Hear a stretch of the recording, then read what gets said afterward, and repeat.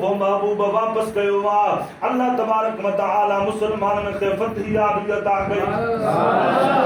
आसिफ को फरमायो हो अगर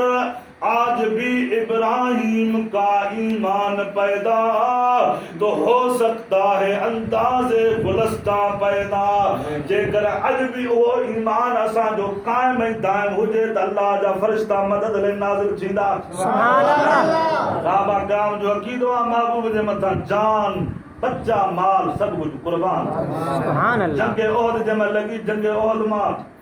जमल साहबा किराम वापस अचन पिया हिकिड़ी माई खे ख़बर पई त मदीने वारा साईं शहीद थी विया माई आई काफ़िले वारनि खां पुछई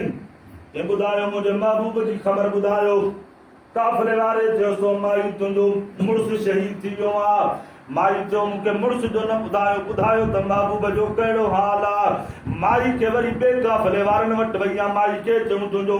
पीउ बि शहीद थी वियो आहे तुंहिंजा भाउर शहीद थी विया आहिनि चयो उन्हनि जी परवाह न आहे मूंखे पंहिंजे महबूब मोहम्मद मुस्तफ़ा जी ख़बर जो अॻिते वई आहे काफ़िले वारनि चयोसि तुंहिंजा भाउर बि शहीद थी विया आहिनि जे भाउरनि खे चयो महबूब जो हाल जो हज़रत अबू बकर सिद्दीक़ फरमायो ओयो महबूब चई थो सुभान अल्लाह माई चवण लॻी कुल्लो मुसीबतुन बाद काजलुन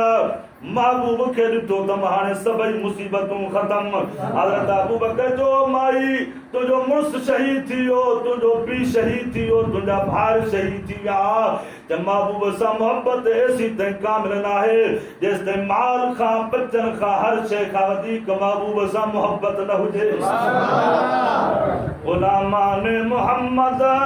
जान देने से नहीं डरते ये सिर कट जाए या रह जाए कुछ परवाह नहीं करते।